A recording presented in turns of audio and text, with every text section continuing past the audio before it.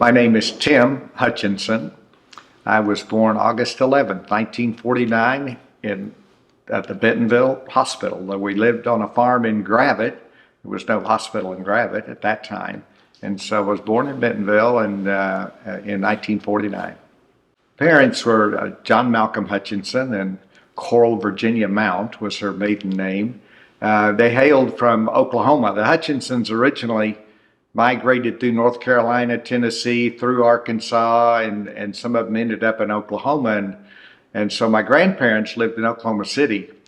But in 1948, Mom and Dad both decided they had a very successful grocery business in Oklahoma City, but they had 4 kids at the time, and they said, this is not where we want to raise our family. And they discovered Northwest Arkansas and in 1948, bought about a 250-acre farm over near Gravette on Spavinaw Creek, and moved their 4 kids to Gravette, Arkansas. I was born a year later. My brother Asa was born a year later than that. The family lore was that Asa came along to keep me company because we were the tail end of the 6 children in the family. But Mom and Dad put a very high priority on family. And that's why they came to Arkansas, because they believed that's why they came to Benton County, because this was a place that they wanted to rear their children. Well, they were just investigating, and they would travel over to Northwest Arkansas. And they actually, the old Montanay, where the Montanay Inn is, and up where Beaver Lake is now, they made an offer on a farm there. They were exploring, trying to find the right place. And that fell through, and we're glad it did, because the farm that they ended up buying on Spavinaw Creek was the ideal place for 2 tow-headed youngsters to grow up. Well, Dad always explained that, Spavinaw Creek, which flows into Oklahoma and becomes the reservoir, Spavinaw Reservoir outside of Tulsa, and provides water for all of Tulsa. But Dad would explain to us that its headwaters are on our farm. We had 19 springs in the hills that flowed into South Spavinaw, which flows into North Spavinaw and makes Spavinaw Creek as it is today. And it was rugged country.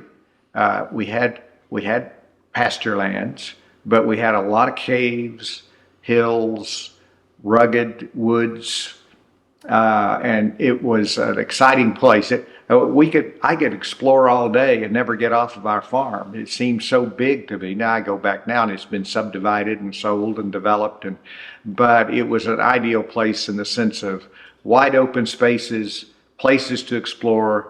We raised Shetland ponies, cows, of course, chickens. We had poultry. We were a poultry farm like so many of the farms in Northwest Arkansas. We had a pig. We had milk cows. And so it was, and Dad didn't know a whole lot about farming when he came from Oklahoma, but he learned it fast. And he baled hay all over Benton County to help make a living, because he discovered making a living in Benton County in the 1950s was a little tougher than making a living in the grocery business in Oklahoma City. They were accepted quickly and loved Gravette, everything about Gravette. They would bring eggs in on Saturday and give them to church people and friends, because we had always had more eggs than we could do anything with. Same thing with milk. And that was kind of the way of life, that you shared and you took care of each other. And if somebody was down, you gave them a hand up. And that's what I remember. I remember McAllister's grocery store, which was the place we did our shopping there in Gravette, grocery shopping. But Dad, if he had a time when he couldn't pay for the groceries, they would just keep a tab. Dad was good for it. Same thing with the bank back in those days. Dad'd go in and he could just ask for a loan, and on a handshake there'd be the loan. There was that kind of honor where a handshake really meant something. But they loved Benton County, had deep, close friends here, and of course, Ace and I were in elementary school, and all of my siblings were in high school at the time, and we loved that because my brother was a football star. My brother John played football for the Gravette Lions, and my sister played basketball for the Gravette Lions, and so we thought they were kind of heroes. Well, of course, elementary school was there in Gravette, and I remember I can to this day name every one of my elementary teachers because they had that kind of influence and impact. I remember my third grade teacher, Mrs. Miller. And I bedeviled her, I think. I remember one time we'd started what we called the H&H Rocket Club. That was and of course, in the days when the rocketry and the going into outer space was just beginning to catch the fascination of the American people. And it had caught our fascination, and we would, it was the Hutchinson and Hendrens, who have a long history together, but he was my seatmate.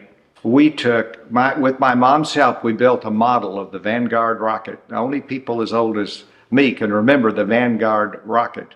But we built a replica of that. I took it to school, and it was a big hit. But my third grade teacher wanted me to go from class to class to explain the rocket and answer questions. So she left it on display for several weeks. And I was a bit mischievous, and we took some old electronic equipment, put it on the radiator, got it heated up, and I cooked up the idea that we would throw that model rocket out on the playground and announce to the classmates that we had launched that into space. And we did that, and I got quite in trouble. My classmates were gullible enough to believe it. Mrs. Miller did not. And so I got disciplined. But I always remember when she wrote the report card came out, she wrote a note to my parents about this incident. And she said, Tim has a quite active imagination. But she was always the kind who would encourage and turn what could be a bad inclination to something that was good. So great teachers in elementary school, and I got a good basic education there. We moved to Springdale, Arkansas when I was in junior high school. And Dad's job situation demanded that we move. So the farm was sold. We moved to Springdale, and I went to high school there. And I'm glad that I had the opportunity. It was a good high school education. Later, after high school graduation, my pastor was very influential in my life. Had gone to a school in South Carolina called Bob Jones University, an evangelical Christian school.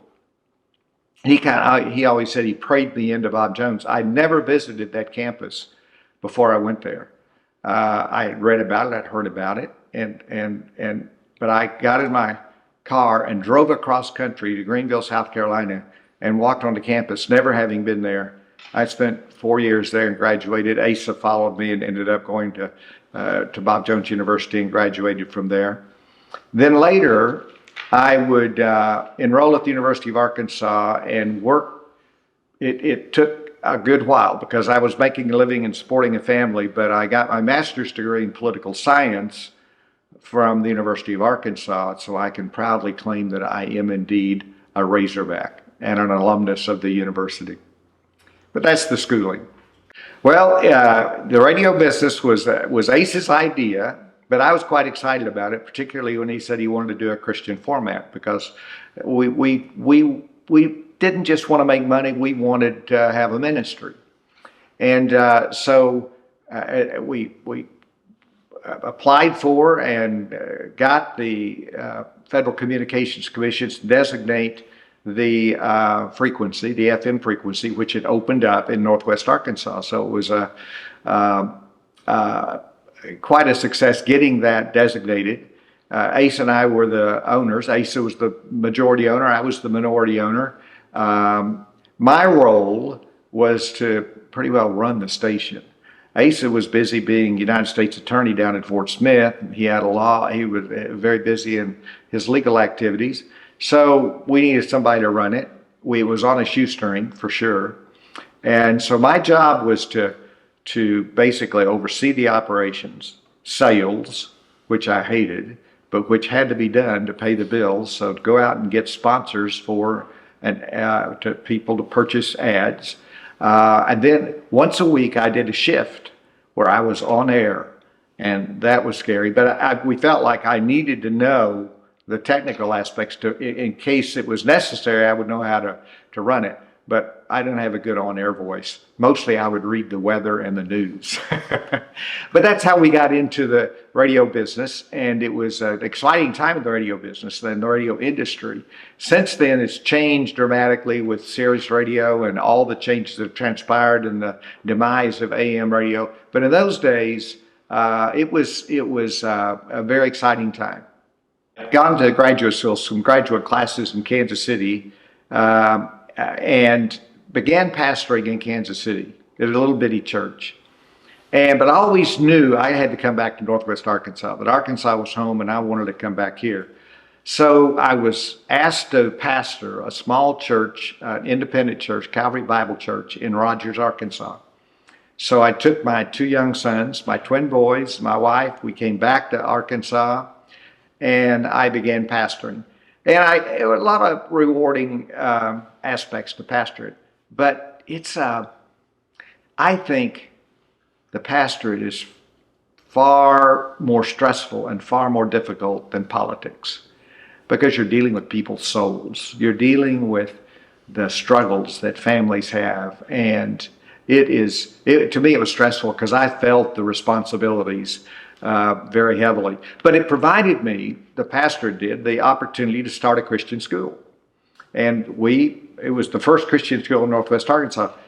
There weren't many in the whole state of Arkansas at the time. Now, a lot of big Christian schools in the state, and with thousands of students. But in our day, there weren't. So it was a challenge because people said, well, you're attacking the public schools. And I would explain, no.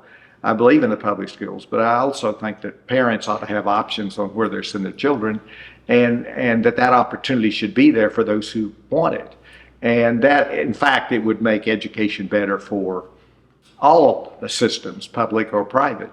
So we started a Christian school, and all that grew out of my time in the pastorate. I did it primarily, the Christian school, because I wanted that opportunity for my sons as they grew up. And so they were the guinea pigs there at the Christian school. But it was a wonderful experience and very gratifying. And the getting into politics was kind of just a gradual move into the political realm. Well, I call it the political disease. When I was in junior high school, I loved politics.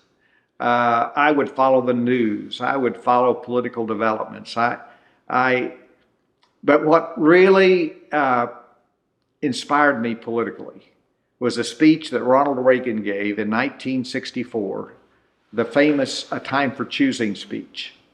Goldwater was running against Lyndon Johnson, and Barry Goldwater was going to lose, and he was going to lose bad, and everybody knew it.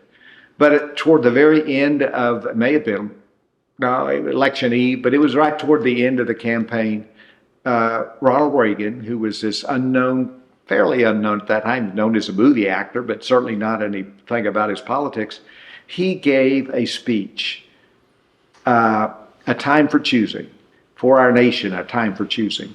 And I sat just mesmerized in front of our black and white television in Springdale, Arkansas, and I said, that's what I believe. I think this man is expressing what I feel about government, about debt, and about freedom. And that it's time for us to make that choice. The next day, I went down to Republican headquarters. Now, I'm a junior high kid. I walked into the Republican headquarters and said, I want to help Barry Goldwater. I want to campaign for him. So I loaded up with bumper stickers, brochures, 1 can of Goldwater. In my naivete, that was to celebrate the victory that was surely going to come. So I went out door to door and campaigned for Barry Goldwater, and that was the beginning of my political interest and involvement. Later, in high school, I started the Young Republicans, the Young Republican Club in Springdale High School. It was recognized by we were chartered, and that was, and then I got involved in the debate club there in high school. And my political interest was was very keen. But I never thought I would run for office. That was something for other people to do. I'd support and I'd help. And I remember when Frank White ran for governor in I believe that was 1980. Frank White was a rare exception, a Republican who won the governorship, beat Bill Clinton in a huge upset. And nobody thought he had a chance. But Bill Clinton had made some errors. He had raised taxes, and and Frank White was an exceptional candidate, funny as could be.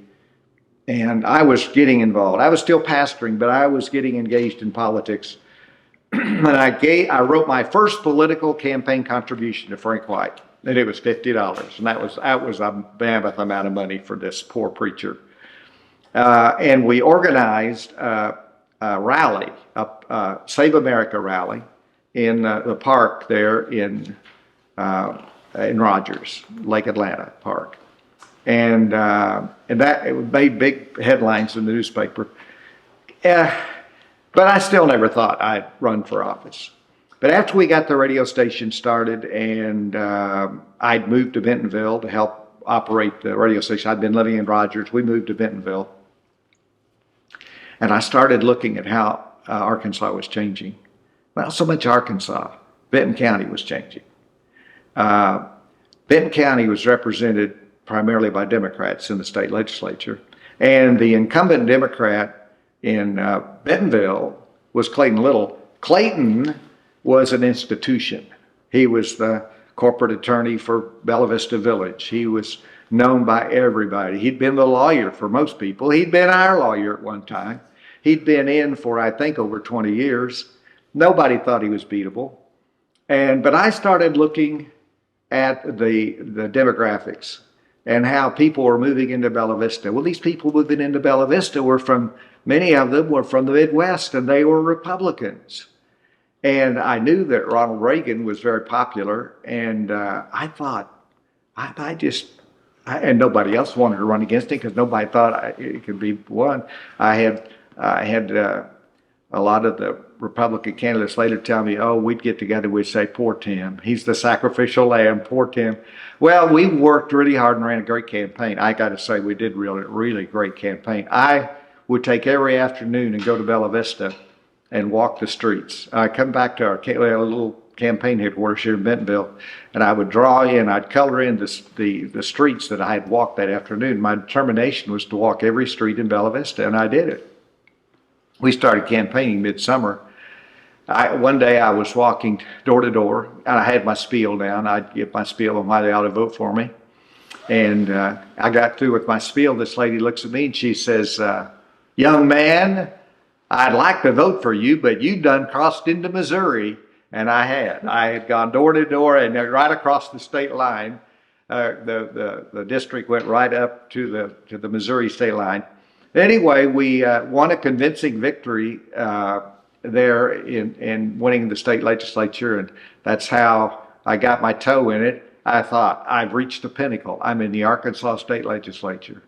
And great memories, my 8 years in the Arkansas House. I know you've interviewed some of my colleagues, but we had great times. Dick Barkley and David Matthews, we traveled back and forth 200 miles down to Little Rock, and we got to know each other really well and became very, very good friends. Talked politics, we talked life, we talked family and marriage. It was great, but that's kind of how I got into the political world. So talk about what came next. I know when we interviewed David, he said he realized he couldn't win again, probably. But we always thought he could. He was one of the most gifted politicians of the state legislature, and we always said he was the great Democratic hope. But there was a lot of big stars in the Democratic Party at that time. There was David Pryor, and there was Dale Bumpers, and there was Bill Clinton, the big three, and they dominated the Democratic side. So there was, to run statewide, there weren't big openings for somebody like David, but he would have been a strong candidate. I got a baptism of fire when I first got elected to the state legislature.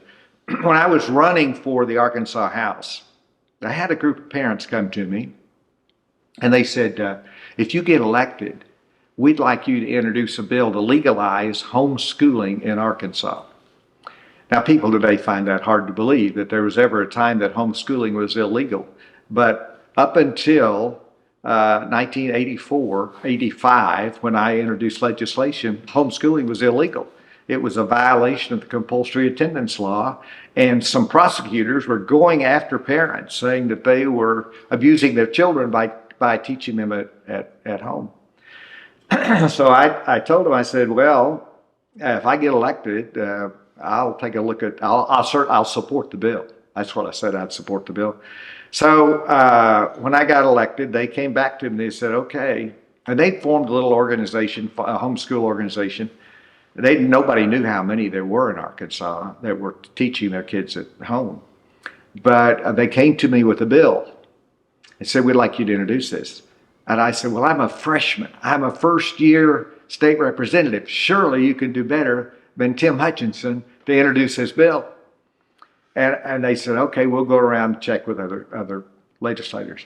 So they went, they made the rounds. Democrat, Republican, senior members, junior. They came back to me 2 weeks later and they said, Tim, we got lots of people who will vote for it, but nobody wants to touch this thing with a 10-foot pole. They don't want to sponsor it. So I introduced the bill. And it was, to say the least, controversial. David Matthews gave me the best advice because we were trying to get it through as quick as we could. And he just said, Tim, when you debate this on the floor, make it a short speech. Don't take any questions and say, good bill, appreciate a good vote. So I took David's advice and we got over 70 votes in the House. But then people started paying attention to it time it got to the Senate. And it went to the Senate Education Committee. This was a bill that would legalize homeschooling, require testing of the students and registration, but they would allow them legally to educate their children at home. Went to the Senate Education Committee. There were 7 members of the Senate Education Committee, and the chairman was Senator David Malone from Fayetteville. You better remember David. Fine guy. So 4 of the 7 announced their opposition to the bill. Now the homeschoolers, bless their hearts, hundreds of them, came to the state capitol to lobby. They brought their little children, they had their little ribbons on, and they were there talking to their representatives and to their state senators. Well, when it came, and they packed the hearing room on the day it came for a hearing in the Senate Education Committee, and lo and behold, they went 3 and 3, and it was up to David. And David voted to send it out, do pass. And it went to the floor of the Senate. I said, David, you had publicly said you were opposed to the bill. And why did you vote for it in committee? He said, well, I am opposed to the bill, but I thought it was such an interesting bill, the whole Senate ought to have a chance to vote on it. So they sent it to the Senate floor, and it passed the Senate floor. Now, we had worked Bill Clinton, who was governor, very hard on that bill. And he'd said if we could get it passed, he'd sign it. Well, by then, Steve Clark, who was the Attorney General, who was making noises about running against Bill Clinton, was taking this as his issue. And he said, terrible bill, and Bill Clinton ought to veto it and all this. Well, Clinton, to his credit, kept his word. But on the day he signed the bill, his chief of staff came to me on the floor of the House and said, Tim, Clinton, the governor's going to sign it like he said he would, but he doesn't want any press. He'd like to have a little private signing ceremony, so we did. Went down to his office, and the Senate sponsor and me, we got a picture with the governor as he signed homeschooling into law. Well, then it really hit then Steve Clark had his issue, and it went on, and the governor ended up calling a special session to amend the homeschool law. This was all my first term. I learned more about politics and how you get legislation done and the importance of constituent involvement that first term than I ever could have in any other way. So that was great years in the Arkansas House. Good. Do you want me to go on to the congressional race, or do you have another question? We always would talk about, when I was talking with David or Dick Barkley, we'd talk about our plans.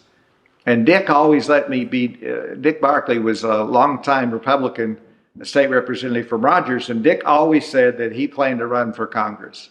And I said, well, if John Paul ever retires, John Paul Hammersmith, who had been in for over 20 years, if he retires, then I might run. And we would have conversations like that. Well, one Sunday afternoon, I got a call from John Paul Hammersmith. That's this institution, this political legend.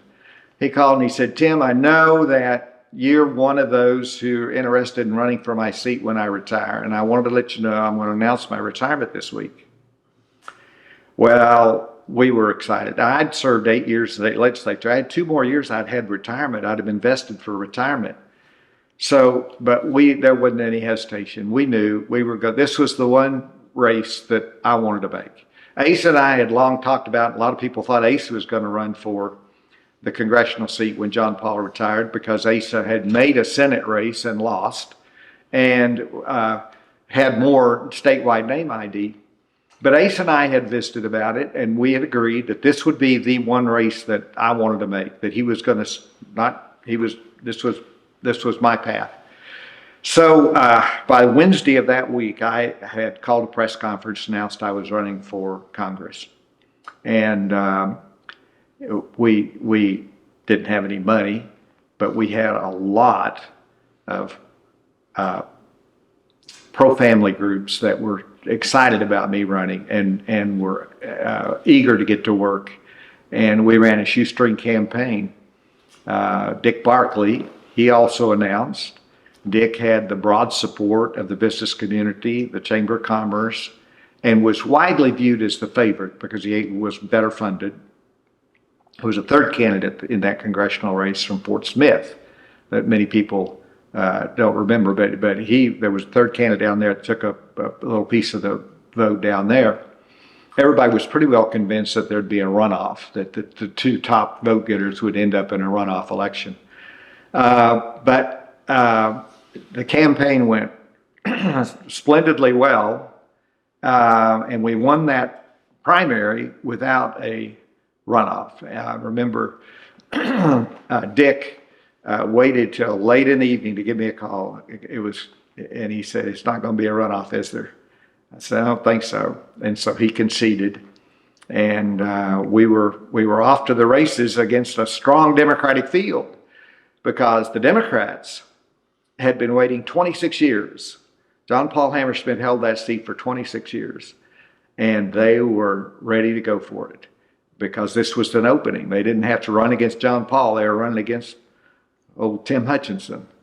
And so they had I think a 4-man primary on the Democratic side, and had a very strong candidate that they put up, and it was a close race, but we managed to barely squeak that one out in a tough year. People forget Bill Clinton was head of the ticket that year. And Bill Clinton, the year I went to Congress, Bill Clinton was the head of the Democratic ticket, and he carried Arkansas big. I look back at 92 and 96, because Clinton was the head of the ticket both times that I won into Congress, and then when I went to the U.S. Senate. There had to be about 15 to 20% of the Clinton vote that voted for me. And I've always wanted to meet those people. But there had to be, because he carried the state big and I carried it big. And so there was a lot of crossover. People who said the split votes, who said, you know, and that's kind of healthy, I think, where people are not just voting party line all the time, but they're looking at the individual and they're willing to cross over. I didn't want to run for the Senate. I loved the House. U.S. House was great. I made good friends. I was in the 3rd Congressional District of Arkansas was the most Republican district, and it had been held in Republican hands for 30 years. I thought I could stay there. If I did a good job, I could stay there forever. I didn't want to go to the Senate. But Mike Huckabee was lieutenant governor at the time.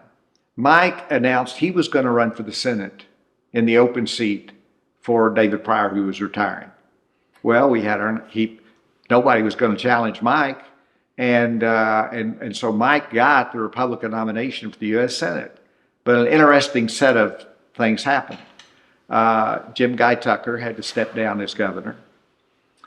When he stepped down, Mike Huckabee, as lieutenant governor, was elevated to the governorship.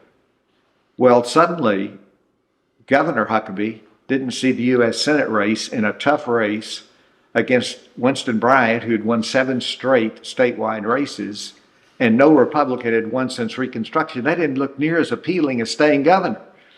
So he dropped out of the Senate race, meaning after the primary, we were July of the election year. The primary's back in May. It's now July. Mike Huckabee steps out of the Senate race. Republicans have no nominee.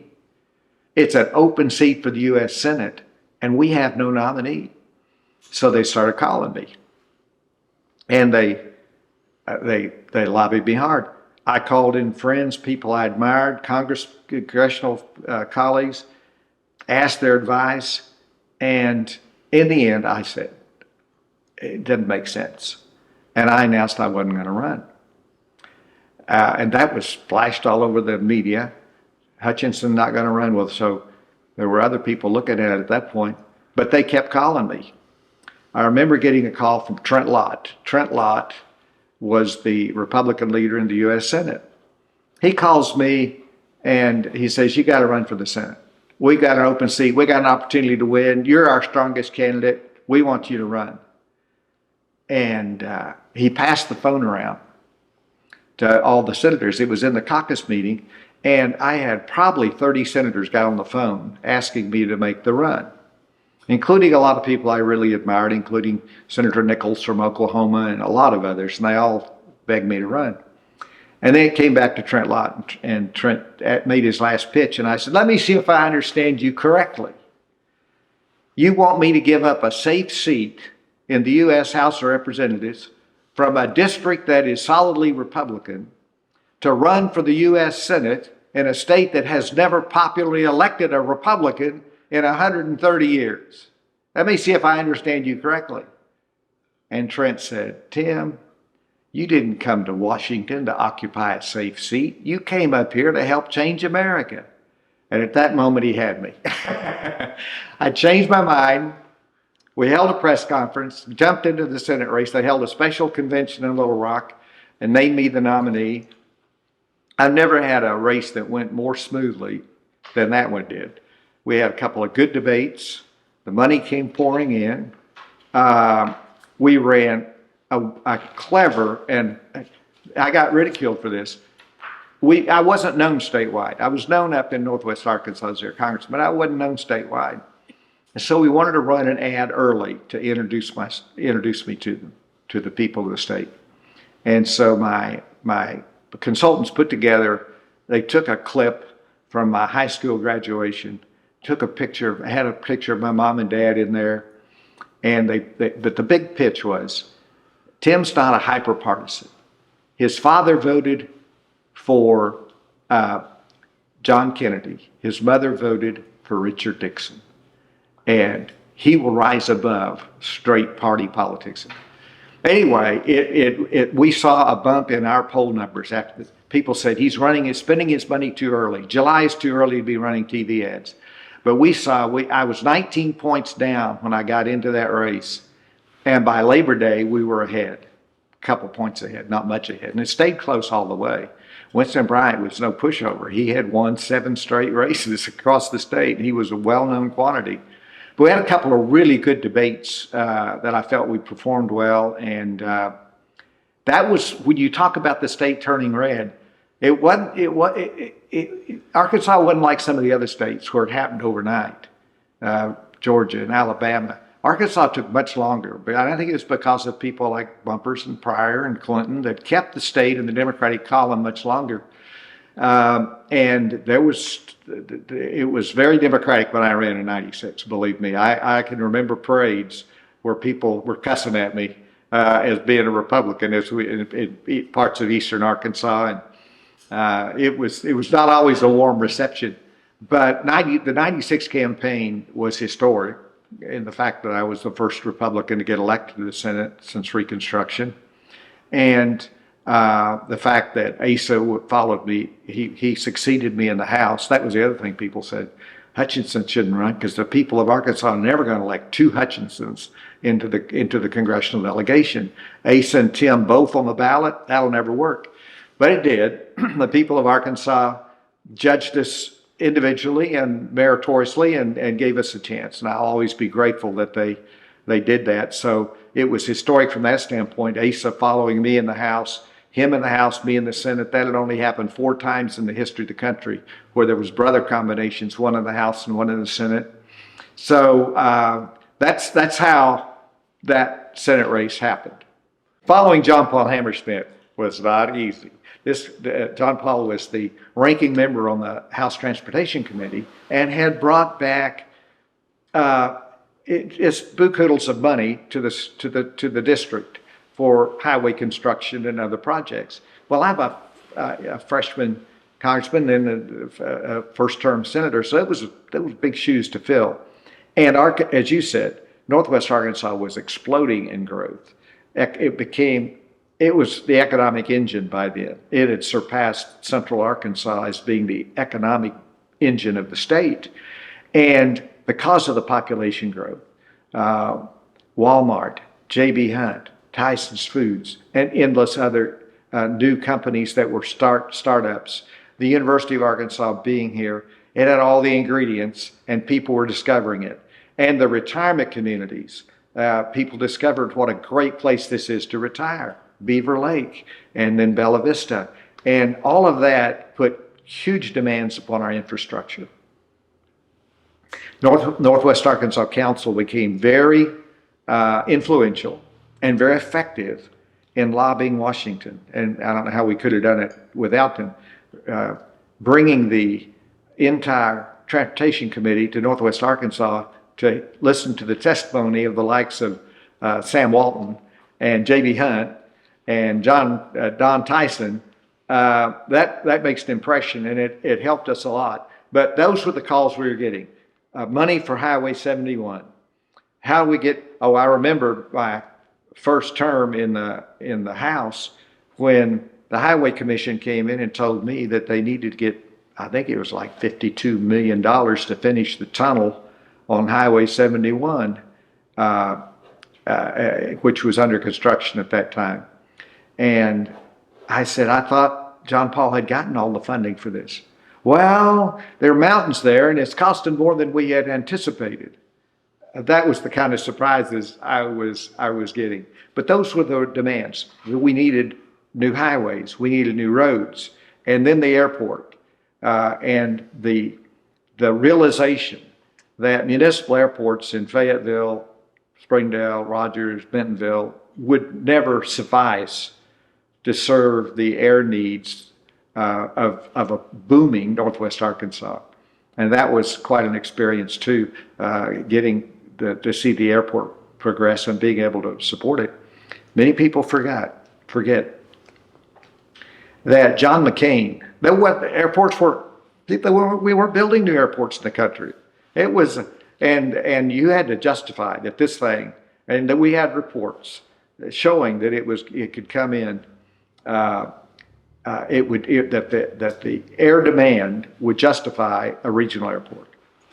But John McCain, he was a friend, but he could be a thorn, and he decided that this airport could not be justified, and we should not pay taxpayers' money, federal dollars, to build this airport in Northwest Arkansas.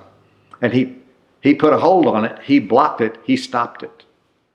And so the business leadership in Northwest Arkansas said, we need to get a meeting with John McCain. And so I set it up. We got a meeting with John McCain, brought him in. They made their case persuasively. How the facts and the figures, the growth that Northwest Arkansas was experiencing, and how we needed this airport. And McCain said, I'll make a deal with you.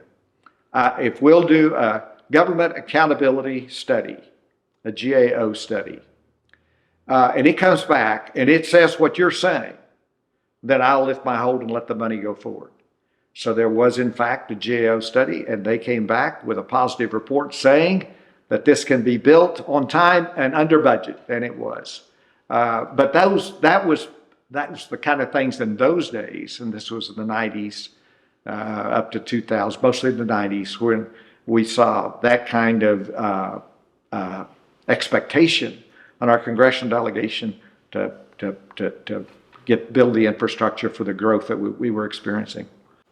Well, I think, as you said, it was a unified delegation, but Republicans and Democrats, all of us were strongly supportive. Whether it was I had the honor of serving with Dale Bumpers and with Blanche Lincoln. Dale we were a strong team, I think, in supporting Northwest Arkansas, but the business community was terrifically effective, and the fact that we had some business giants in Northwest Arkansas that commanded respect wherever they went.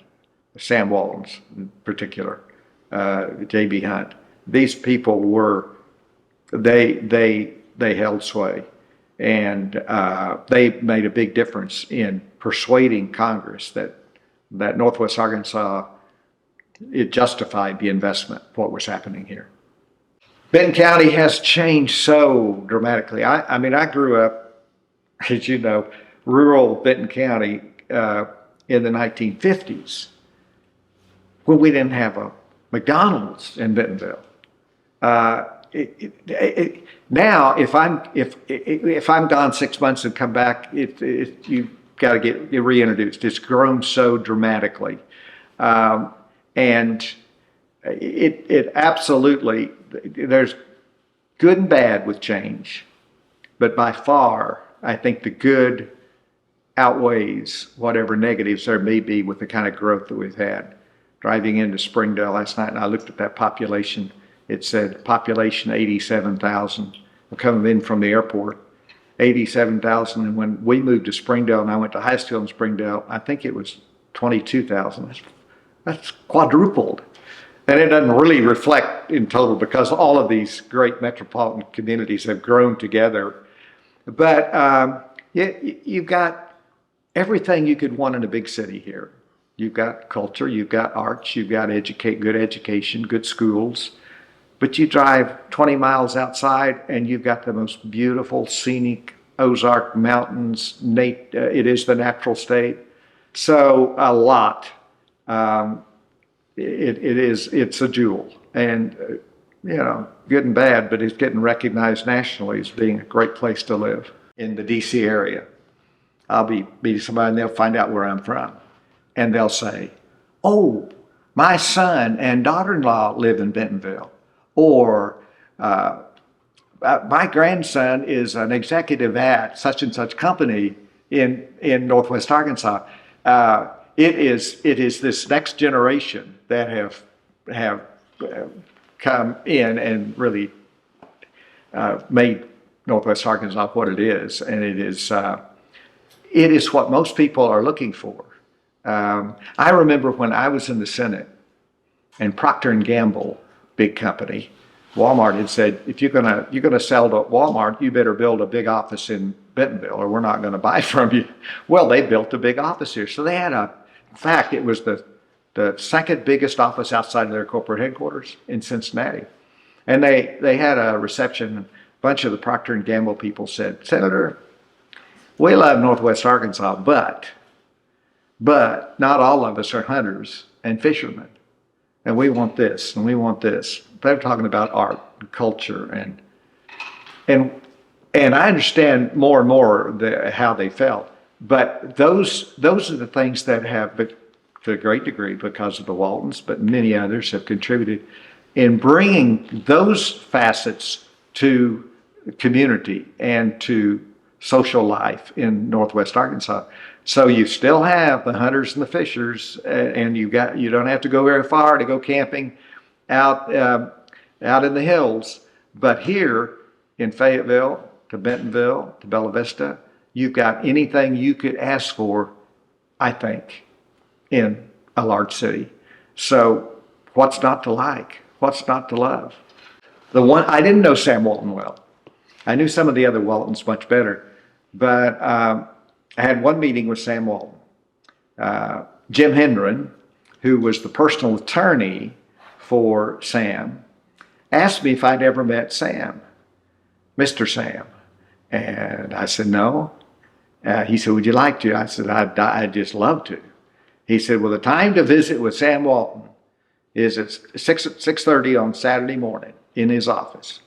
So you meet me outside the Walmart general offices there, and we'll go in and see Sam. Spent an hour with Sam Walton. Talked about all kinds of things. I was state representative at the time. I wasn't in Congress. But I always remember at the end of the hour, he said, Tim, you want to know what my philosophy of government is? I said, yes, sir, Mr. Sam. He said, stay out of my way and let me build my business. Well, of course, Walmart, as the bigger they got and the more sophisticated they got, the government doesn't stay out of your way. And they had a very strong government relations, still do, office. But that was Sam's philosophy, and what a great man he was. And Jim Walton became a good friend and a good supporter. Jim ran all their banking. I guess he still runs all the banking operations.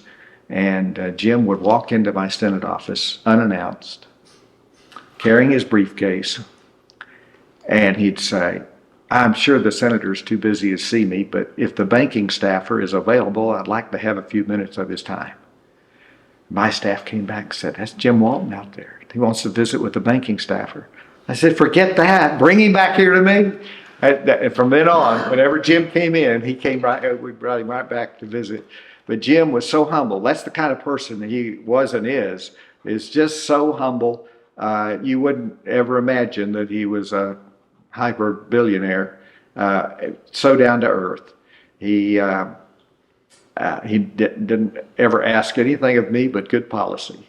And that's the kind of family they were. And so the Waltons, I could talk about John Walton. It was tragic. His death was tragic, but kind of went his own way, away from the Walmart company, but had such a great impact on education. And we had a political action committee that was supporting candidates who believed in educational choice. The only time I ever asked John Walton for anything was, and he immediately wanted to be supportive. Just a great family, and they have meant so much. Unbelievable. I don't know how you could quantify what they have done for this area. I remember when I was in the state legislature representing Bentonville, I'd get up and speak something on the floor, and my colleagues, who kind of resented the wealth in Northwest Arkansas, and they kind of resented the Waltons, they started chanting, Walmart, Walmart, because they thought I was the representative from Walmart. But I was proud of what Walmart and the Walton family has done for our state. And back then, they wanted to put high taxes just to go after the Waltons. And it would have been tempting for a company like Walmart to move their corporate headquarters to someplace else. They never wavered, and it has meant so much to the state. That is so tough for me because I talked about all the great things that are here. But for me, somebody who grew up here, somebody whose sons live here, whose grandchildren live here, whose my siblings, brothers and sisters live in Benton County. It's family. That's what Benton County means to me. Is the greatest thing about it is this is family. And they were, of course, the population here has changed so much since I left office, but they were the base that I had when I ran statewide. These were my loyal friends. But I was born in Benton County, and I'll be buried in Benton County in Bethel Cemetery over by Gravette. In those days, when every statewide office was held by Democrats, the Republican Party was almost non-existent statewide. I mean, most of the people involved in the party in those days were there for the appointments they might get if they were a Republican president. But anyway, Ace and I would spend long evenings talking about the need to have a vibrant two-party system in this state. the Democrats dominated everything. Even in Republican Benton County, the Democrats held the county courthouse offices in those days. So we would talk about what we could do to build the Republican Party. And one night Asa said, you know, we ought to join the Republican County Committee. Well, that's the lowest level you can be in politics, is the county committee. But Asa and I got on the county committee. It wasn't hard because they were begging for people. Asa soon became chairman, and that was the very basic beginning. But we would talk ambitiously about the future and what we could do to build a party in this state that would be competitive with the Democrats. We never dreamed that there would be a day that the state would be Republican red all over, just the reverse of what it was in those days when it was such a Democratic state. But Asa, if I had to give one word to describe Asa's political skill, it's not what most people would think. It's just determination. Asa ran prosecuting attorney here in Benton County, and he was defeated as a youngster in his 20s by David Klinger, Judge Klinger. Asa's lost a whole lot more races than he's won. He lost a race for Attorney General. He lost a race for JP one time. He lost a race for the U.S. Senate. I think that's what you're referring to, and he ran against Dale Bumpers, the giant killer. Well, Asa had a lot of tough, but he never quit. I think his political hero was Abraham Lincoln, because Lincoln lost and lost and lost and won. He knew what it was to lose. Asa was determined, and he lost the governor's race for governor first time against Mike Beebe, and a lot of people said, well, Asa's a political loser statewide. He can't win statewide. Doesn't have the charisma, doesn't have the spark or whatever. But he didn't quit, and he came back and he won the governorship, served 2 terms. So I think we had a great political family. My mom and dad were not political. They didn't ever run for office. They didn't encourage us to run for office, but they were politically aware and engaged, and they had a lot of political conversations around the dining room table that I think made a difference in the way Asa and I looked at things. But I got a brother-in-law, Kim Hendren. I've got nephews. I've got nieces who are in the state legislature. There has been a Hutchinson or a Hendren in the Arkansas legislature for over 40 years. Going back to Kim Hendren getting elected as a Democrat in the 1970s to the very present time when I have a niece that's serving in the Arkansas House. So I hope we've had a positive influence on all these youngsters, I call them youngsters, who are coming up and continuing that legacy of service. I think too many young people, when they decide they want to get involved in politics or do something in public service, that they jump out there and want to run for governor, or they want to run for the U.S. Senate, or they want to run for some high office. And I think there's an element of you got to prove yourself, and whether it's county committee where I started and served, or state legislature, or in the city council, the school board, those are such wonderful avenues of service, and they prepare you for perhaps a career in politics or public service or running for higher office. So I would say engage locally, get involved in political campaigns at the local level, not necessarily as a candidate, but supportive, and work your way up, and don't try to jump for the big enchilada all at once. My favorite Clinton story is when I got elected to the Senate in '96 and Asa got elected to the U.S. House.